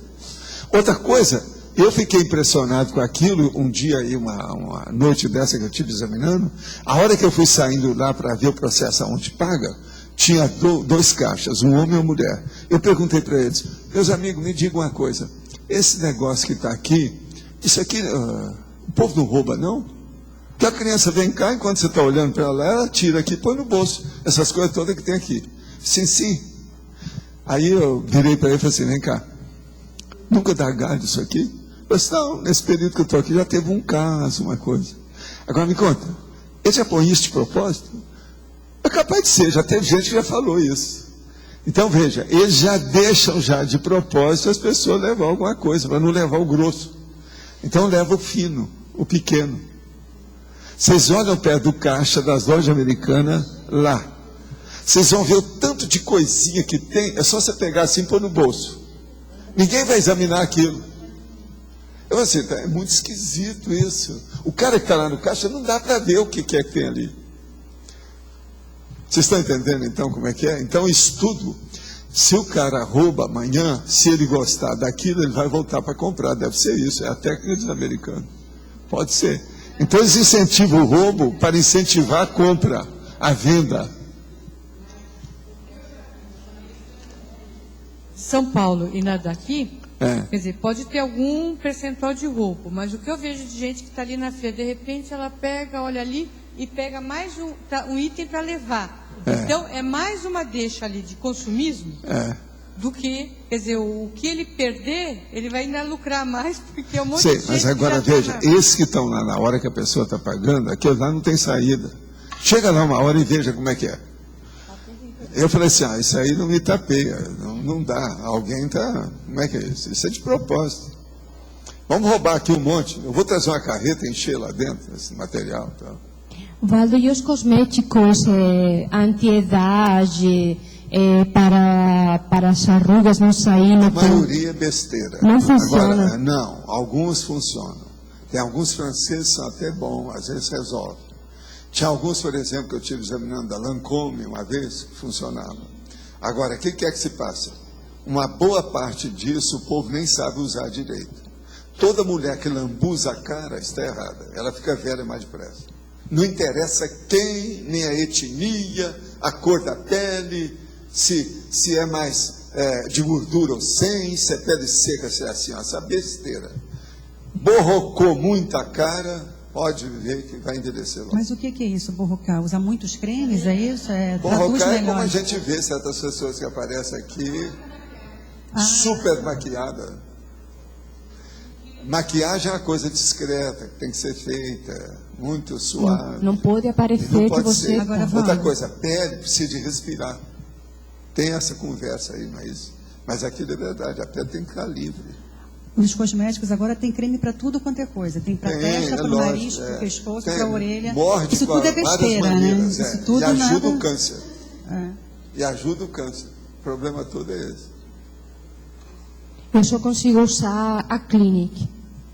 Aqui ou qualquer outro eu fico super alérgica. Já pode ser da L'Oréal. É que aí depende do ingrediente que está. Já pode ser da Lancôme, não adianta. Agora, a cosmetria nunca esteve tão assim paroxística e doida. É muito material que tem. Eles abusam tudo, que é o processo do consumismo, né? Tem que ser, né? Cresci em uma família católica, com a idade fui para a religião espírita e hoje estou dentro da conscienciologia. Fico revendo os livros do Espiritismo e vejo quanto tempo eu perdi. Não são condições de morrer e ficar naquelas colônias, eu não estou entendendo, não condições de morrer e ficar naquelas colônias chorosas e remoendo o passado pelas atitudes erradas e os obsessores atrás da gente.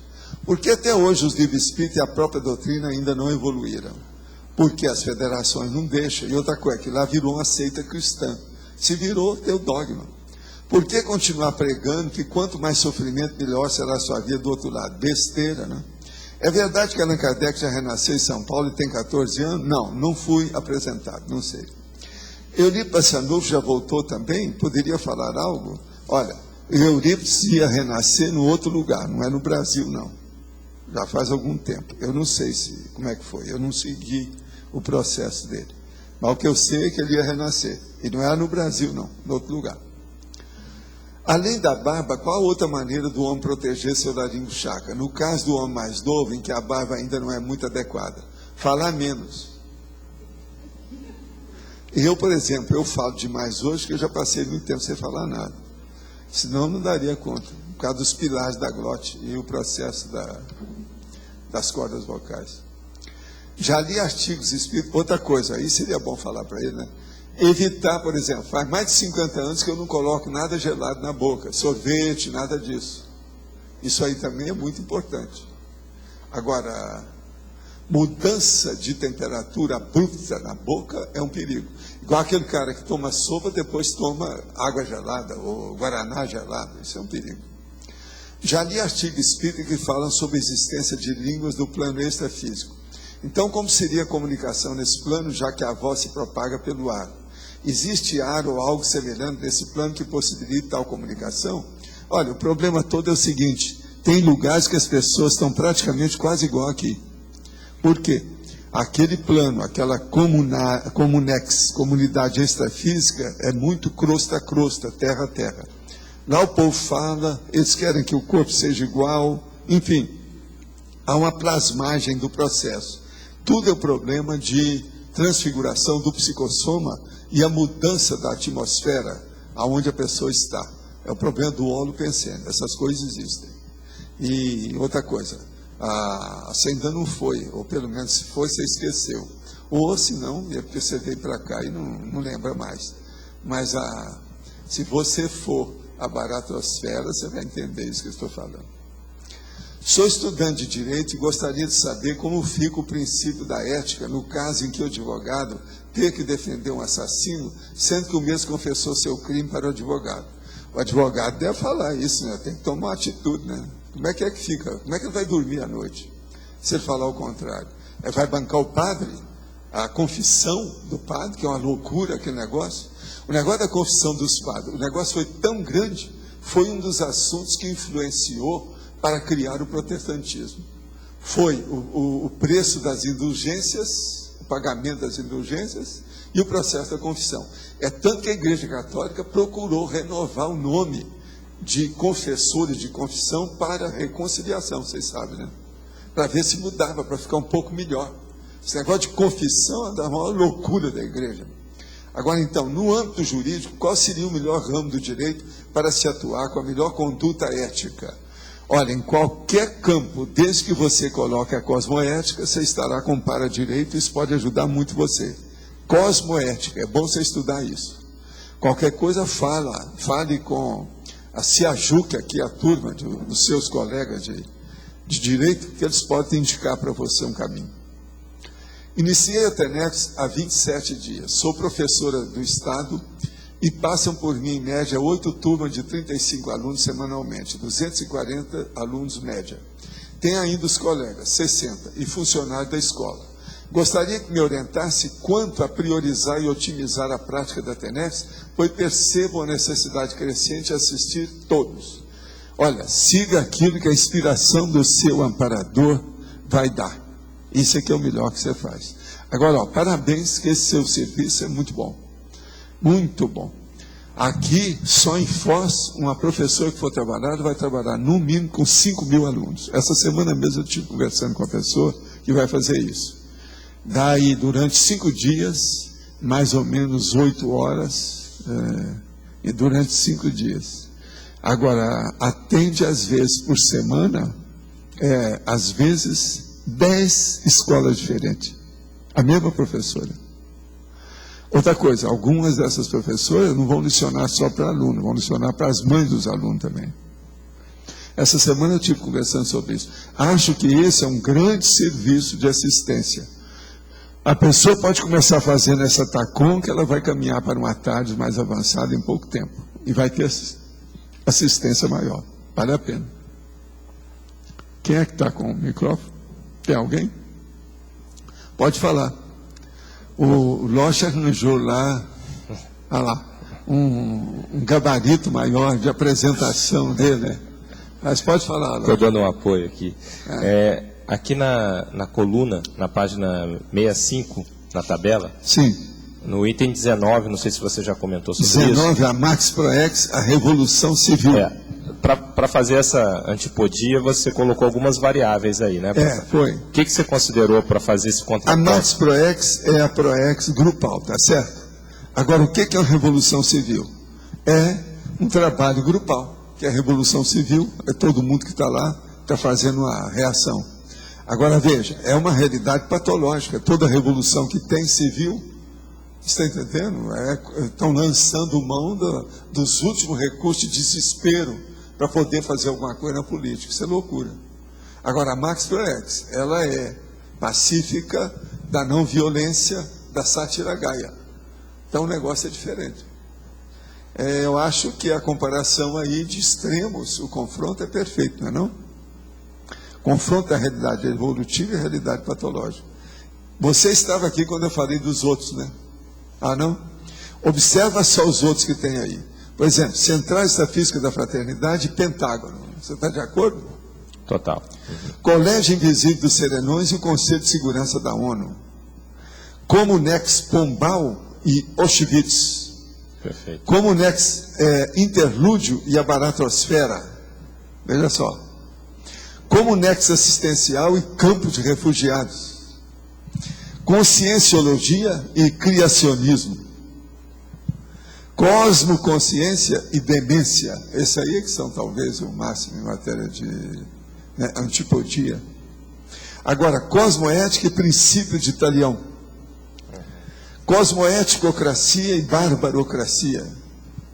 Depois, Holorgasmo e Infibulação. Essa é terrível, hein? Está difícil arranjar coisa mais antípoda. Agora aqui, macrosoma e bulimia. Megafraternidade e pedofilia. Só falta eu falar, pedofilia do pai. Não é isso? Agora, paramicrochip e piercing. Né? Agora, princípio da descrença e síndrome da gurulatria. Quer dizer, o povo vem falar que eu sou guru. Qual o guru que vai usar um princípio da descrença? Até falar nisso. É possível isso? Tem os caras que não são guru aí da academia, não usam o princípio da descrença?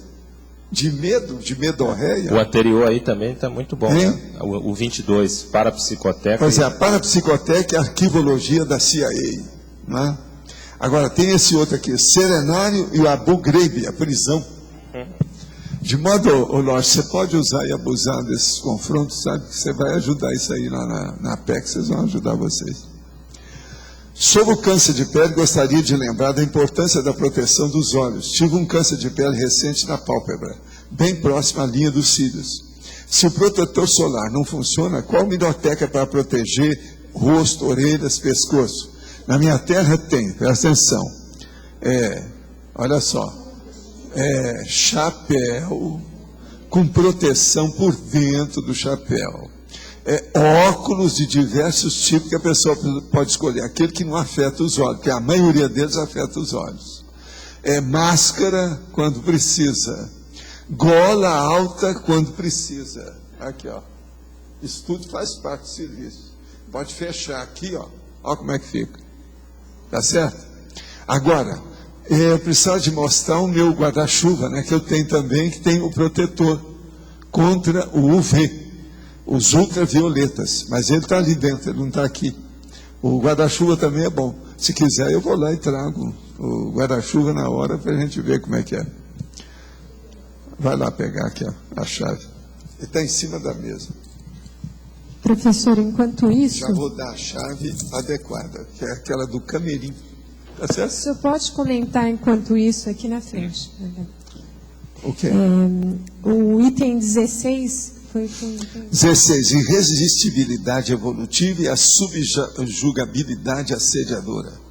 A subjugabilidade assediadora não é só do assediador contra a pessoa, não. O processo do genuflexo, a genuflexão, está nessa também. Aquela pessoa que fica de joelho para cumprir uma promessa, para rezar, isso tudo também é besteira. Você está entendendo? Olha. O nosso amigo é esse aqui, ó. Ele é da mesma marca da minha camisa.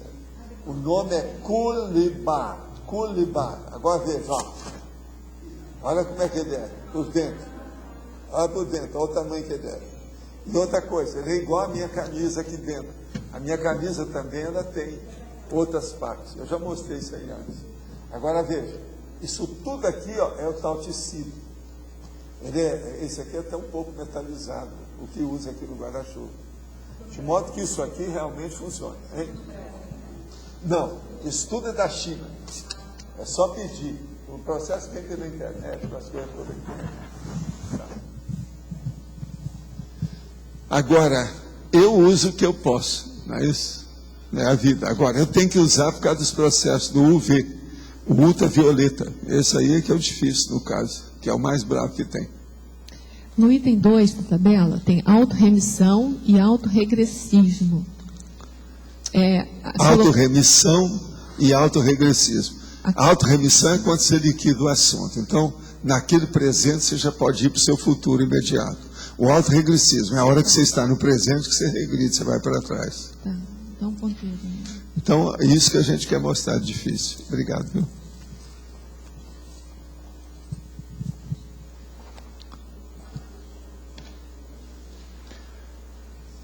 Agora, ó, o pior é o último também, né, que a gente não leu, né? Voluntariado cosmoético e o linchamento público. Que diferença, hein? O voluntário para o linchador. Hein? Que diferença.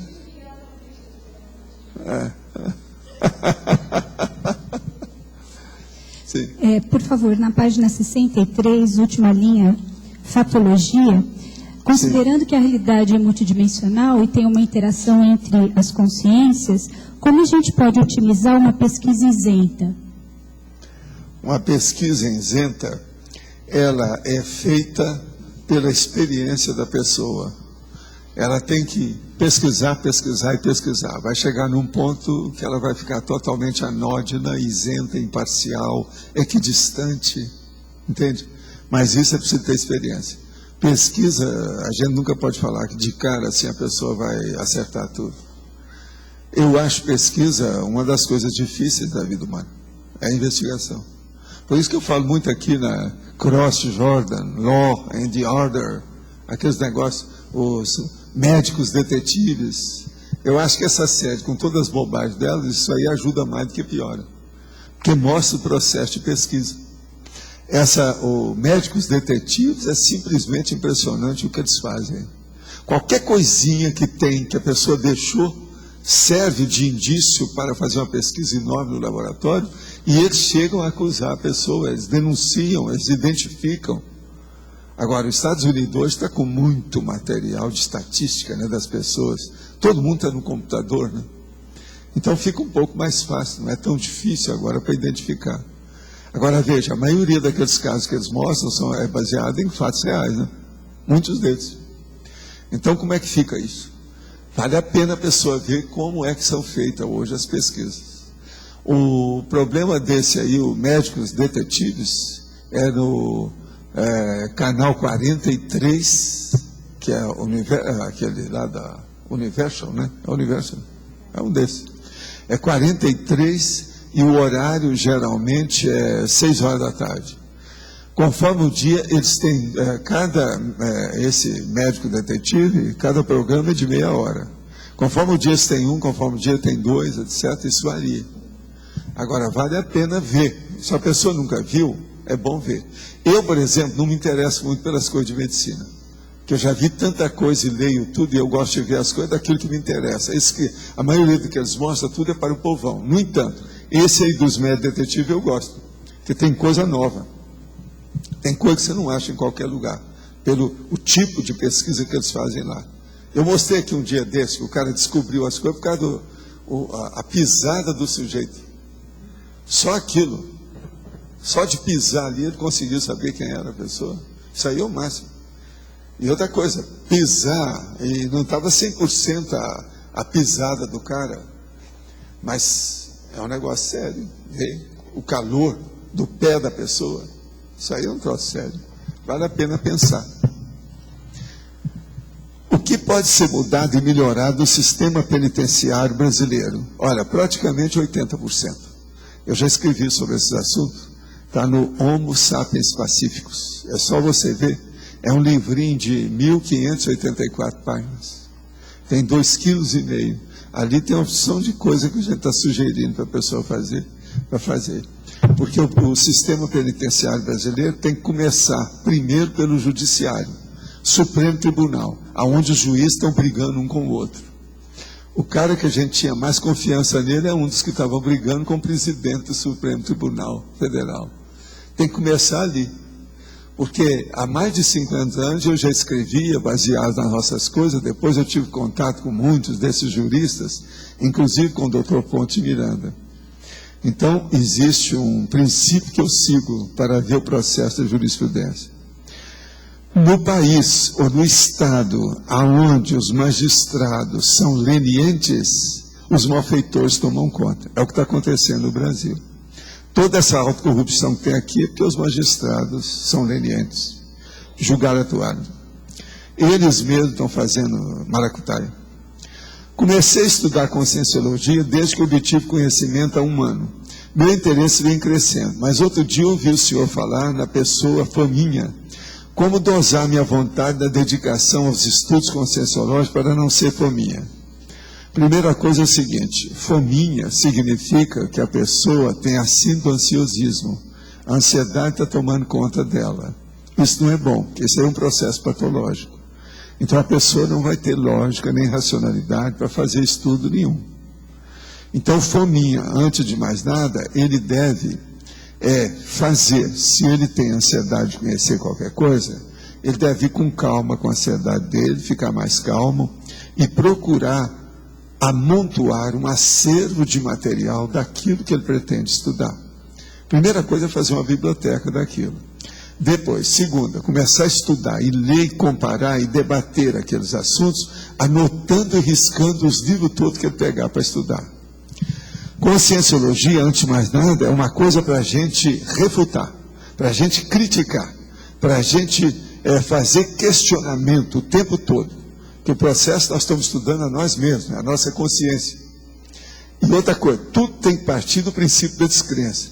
O princípio da descrença diz o seguinte: uma pessoa só deve confiar, admitir e alcançar alguma convicção sobre qualquer fato, ocorrência, parafenômeno, se ela vivenciou aquilo. Enquanto ela não vivenciar, aquilo está no domínio da teoria, ela não deve admitir nada. É dúvida, é impasse, é o talvez. Isso não serve. Então, ela só deve admitir quando ela tiver experiência. De modo que esse é que é o princípio da descrença, descrenciologia. De modo que uma pessoa que tiver o princípio da descrença, ele vai deixar de ser fominha. Não tem jeito. Ele tem que fazer experiência daquilo, senão não vai. Agora, como é que uma pessoa vai fazer experiência se ela tem a síndrome do ansiosismo? Essas experiências não vão dar certo. Ela vai estourar com o processo, não dá jeito. Então, vejam, uma coisa exige outra, né? Na página 63, professor Valdo, o senhor poderia aprofundar o antagonismologia? Antagonismologia. O antagonismo, polarização, centralização. E o antagonismo, polarização, hegemonia. A polarização é quando nós temos dois extremos, você sabe, dois polos. Agora, você começa na polarização com dois e depois você centraliza os interesses. Todas as abordagens de coisas de interesse na vida da gente são assim. Quase sempre você chega e você está numa encruzilhada. Depois que você começa a fazer a sua experiência, você tem um caminho certo. Acaba a encruzilhada. É justamente o problema da polarização aqui. Agora, o antagonismo. Polarização é hegemonia.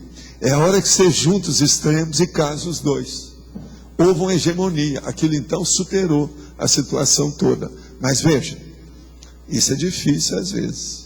A hegemonia, às vezes a pessoa abusa daquilo que ela tem, que ela conseguiu. Igual a centralização também.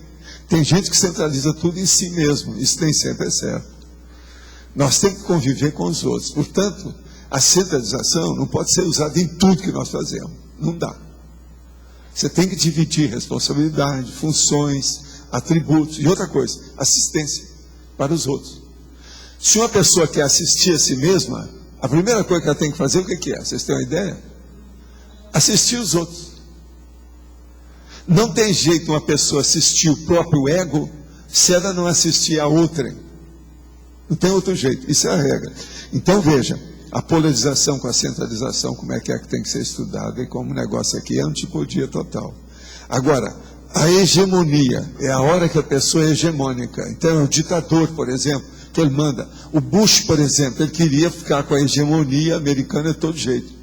O negócio deu dos burros na água. Durante 8 anos, os Estados Unidos entrou na baratosfera. Foi para a sarjeta. Esse cara que está entrando lá, o obamanismo, o Obama, ele agora está começando a cortar o processo de hegemonia. Já está fazendo piada com Lula para ficar igual, para ficar popular. Aquilo deve ter gente de Hollywood que já ensinou tudo o que ele deve fazer. Que é para mudar a imagem. Que o Bush julgou a imagem dos americanos no buraco, só fazendo besteira. Agora o cara também, né? Com aquele QI dele que não tinha, como é que é? Tinha que ser mesmo. Agora esse aí não, esse aí parece ser mais inteligente, mais vivo, ele está tirando partido de tudo que ele pode. Vamos ver o que dá. Agora hoje, os jornais estavam trazendo um negócio que eles estavam comparando, que o Lula tem muita afinidade com esse Ahmadinejad, o tal lá do Irã. Agora, o cara do Irã não vê o Brasil. Por enquanto, então, ele está salvo com isso. Que o cara não está podendo vir aqui por causa da eleição, mas mandou marcar que ele não vai vir ainda oportunamente. Eu garanto para você que ele não está vindo por causa da gripe suína. Ninguém falou, mas está na cara, né? Deve ser os assessores dele que proibiram, para ele não estar fazendo viagem. E bobo daqueles caras que começaram, aqueles que estão acostumados a viajar sem parar. Vamos ver o Lula para onde ele vai. Será que chamaram o Lula para ir ao México? Se for, é capaz dele ir, porque ele é doido com a viagem. É isso? Bom, pode ser. Que não. O item 30 dessa tabela, na página 65. Sim. É o voluntariado cosmoético e o linchamento público. O que você quer? O senhor fez algum link com o livro ou não tem nada a ver? Como é que é? O senhor fez algum link com o livro lá, O Cristo Espera por Ti? Não, não tem nada a ver com isso. O processo é a lei de Lynch. Você sabe qual que é a lei de Lynch? É o linchamento. Foi da lei de Lynch. Isso é do direito, tem um monte de coisa, a defesa do processo, é fazer justiça pelas próprias mãos, o próprio povo. Ah, tá, isso que eu queria saber. É muito comum isso em Revolução Civil, você tem guerra civil e outras coisas mais. Não é só lá, não. Não, sim, eu quis dizer no sentido... Mas não tem nada a ver com o livro, não. É o voluntariado cosmoético e a lei de Lynch, o linchamento público. Não, porque a hora que eu li, eu linkei com Muita gente aí nunca lá. leu nada sobre a lei de Lynch. Por causa disso, eles pensam que é o livro lá. Não tem nada. Aquilo é sobre a lei de Lynch. Uhum. E lá está falando na época aqui essa época nossa que passou agora. Esse mês. Eu queria voltar para o binômio e para esse antagonismo que o senhor acabou de explicar. Quando eu li esse binômio aqui, eu achei o binômio polarização, heterogeneidade. Então, aí eu achei assim, que é na polarização que você gera o heterogêneo, né? Porque se for muito hegemônico, não tem polarização. Mas aí eu fiquei pensando assim, nessa polaridade extrema, ela é utilizada exatamente para ter hegemonia dentro de uma das bandas, não é? Aí eu fiquei assim, é quase um paradoxo isso, né? E daí? E daí que eu fiquei assim... Depende do contexto, a gente tem que examinar bem o contexto, como é que você vai colocar ali o plot, o arcabouço da abordagem. Mas depende do contexto. Você sabe, paradoxo, aqui tem umas coisas, eu já falei isso, paradoxo, crescendo, entende? Binômio, interação, essas coisas passam tudo perto, né? Depende do que é. Mas veja, é aquilo que eu estava falando aqui ontem, que eu estudo o processo das aproximações simples. É de propósito. Então, eu estou fazendo vocês pensar aquilo que geralmente os livros não fazem vocês pensar. Esse processo nem sempre atua. O que tem às vezes nos livros que fala nisso é tudo na base de metáfora literária, que aquilo fica no ar. Ninguém pesquisa. Aqui não, nós não estamos fazendo metáfora só. O problema é mais sério, mais embaixo. O que mais? Não é isso, eu fiquei meio assim impactada com essa questão aqui. Então, a polaridade é sadia, desde que não seja extrema, assim, né? Porque a polaridade extrema não é saudável. Polaridade é uma coisa, e polarização é uma coisa para a gente pensar. Por exemplo, a polarização, ela é boa e ela é ruim na questão, por exemplo, da polêmica. Mas existem polêmicas úteis, ela é boa. Nós temos que polarizar as ideias, por quê? Porque nós não tivemos experiências iguais, ninguém teve. Então, de vez em quando, tem que haver condições extremas. Eu me coloco na posição da direita, você fica na esquerda. De vez em quando a gente troca. Naquele assunto eu sou da esquerda, você é da direita, e por aí vai. Então, a polarização é uma necessidade. A vida precisa disso. Nós temos que entender o que é. Os dois polos.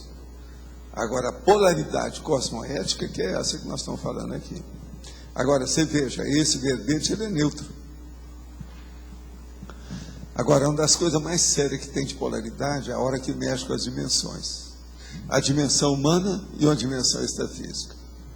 Aí muita coisa é envolvida, abarca muita coisa, e isso cria mais complexidade. Eu estava olhando essa tabela, né?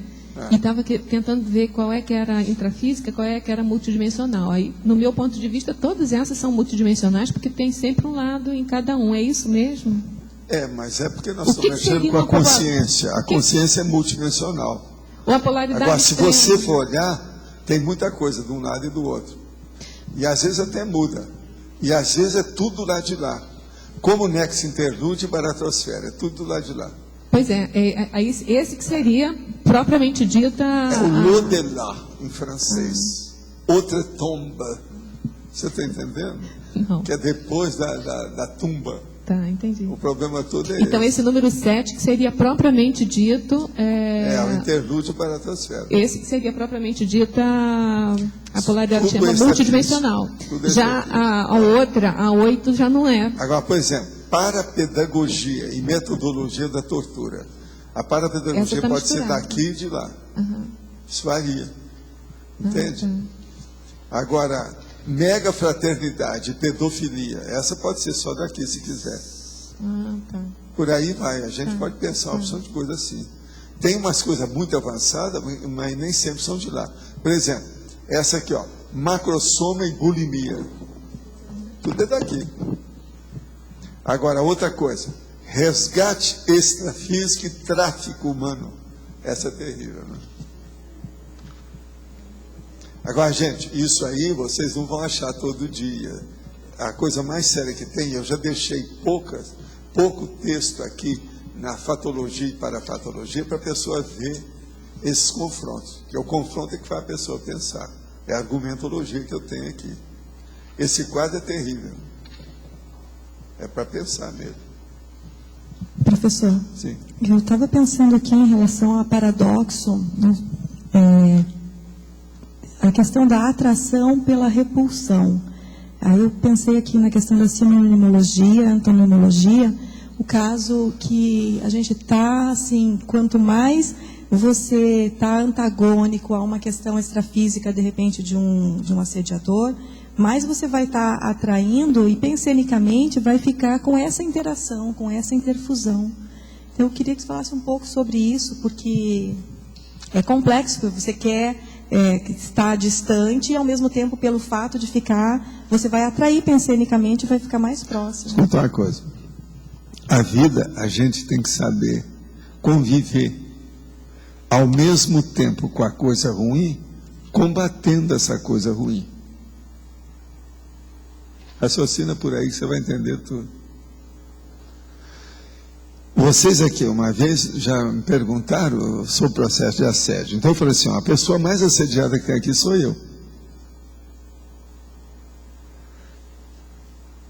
Se a minha tenepse é muito intensa, eu estou mexendo com a sujeira, a lama, sabe, o bolor, o tempo todo, mais do que a média. Então, o problema nosso é saber conviver com a coisa que não presta, ajudando a liquidar com essa coisa que não presta. Aí é que vem o paradoxo da coexistência cosmoética. Ela se baseia justamente nisso. Então, é aquele negócio daquela pessoa, por exemplo, que quer tudo bonitinho, igual no orientalismo. Eles até evitam as coisas ruins, não falam nisso, só falam coisa boa. Isso é besteira. Não é por aí. A gente tem que trabalhar com os fatos como eles se apresentam, friamente. Tudo que é humano, nós não podemos ter vergonha. Então a gente tem que enfrentar. Eu toco aqui em tudo, desde a escatologia até os crimes, serialidade de crimes e outras coisas mais, belicismo, mulher gestante, bomba, tudo a gente fala. Outra coisa, hoje mesmo nós falamos em fibulação, que a gente está falando aí, aqui. Orgasmo e fibulação. Nós temos que falar nessas coisas, como é que é? Não tem jeito. A infibulação, até quando eu estudei, há alguns pouco tempo atrás, tinha 28 países que ainda praticavam isso aí. Isso é um crime. Os piores que tem. Que anula uma mulher para o resto da vida dela, nunca vai ser igual. Ela é uma aleijada. É uma legião que eles criam na mulher. Agora, veja, o homem não... Eles criam problema contra a mulher de tudo quanto é jeito. Para mim, a infibulação é a maior demonstração de machismo patológico.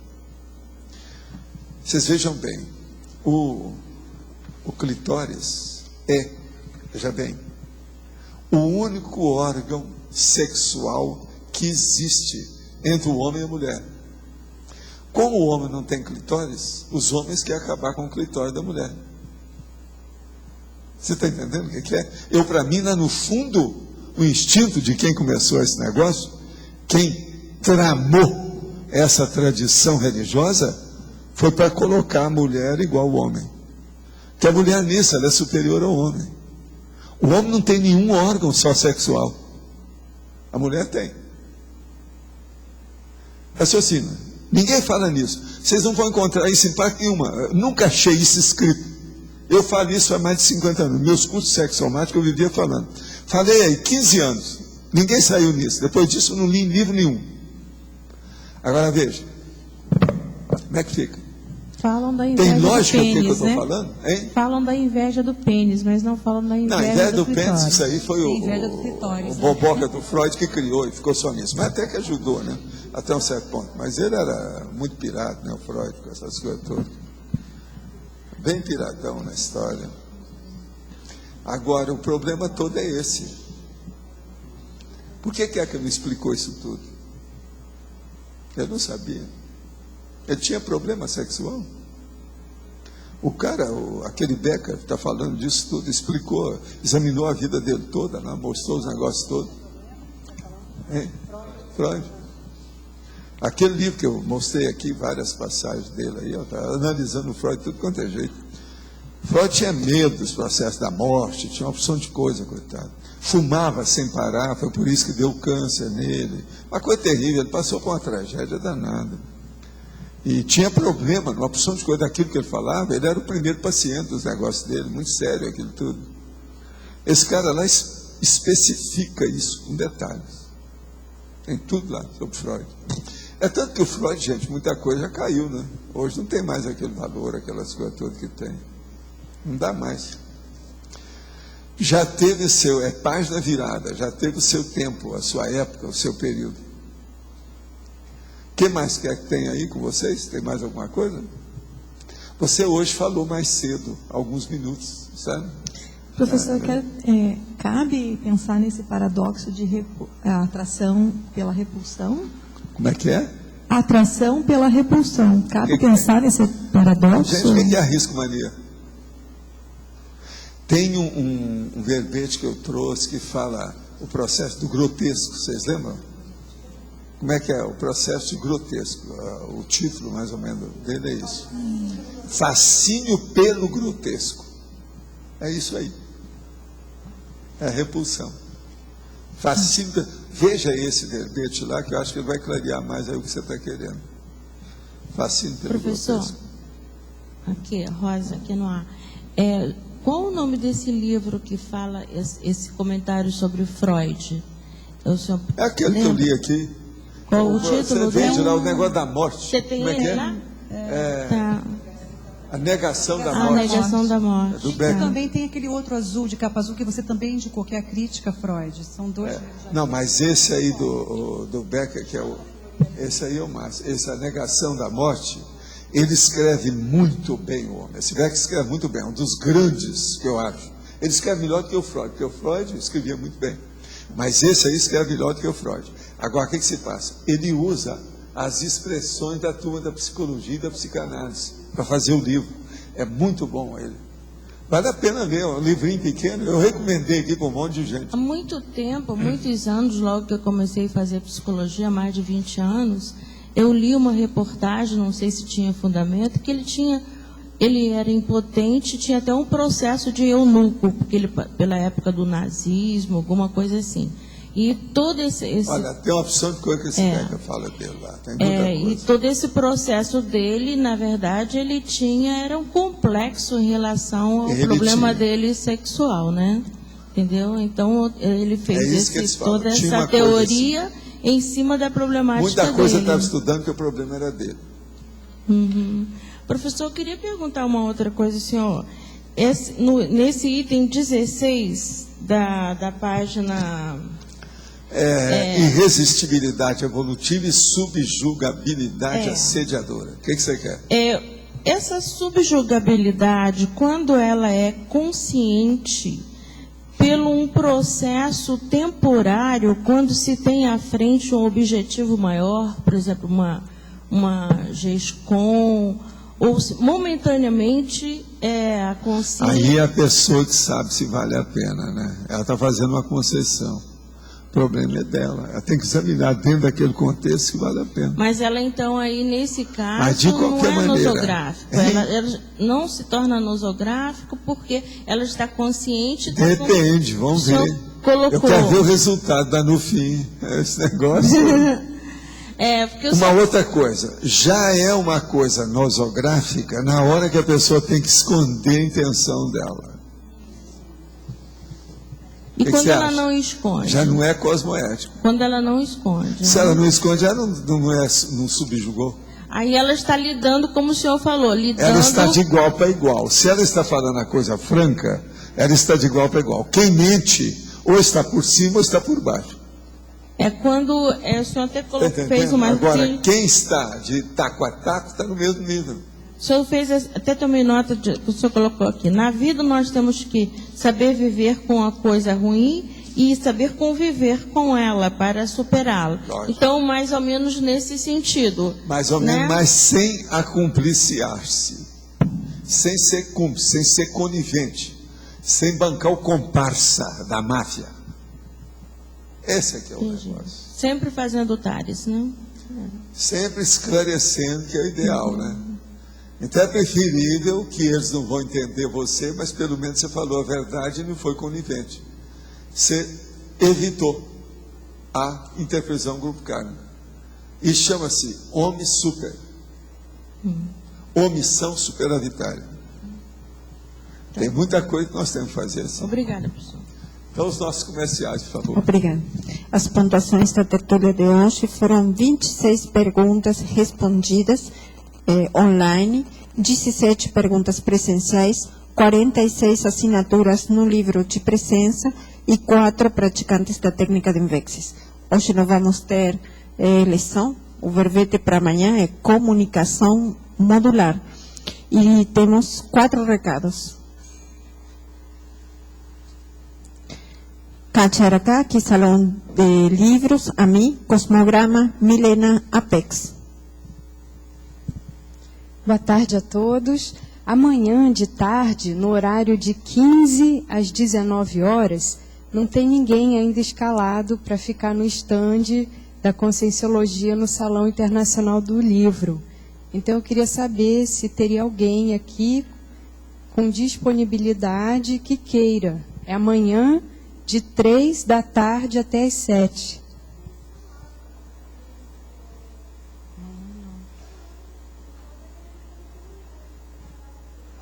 De 3 às 7? Você pode?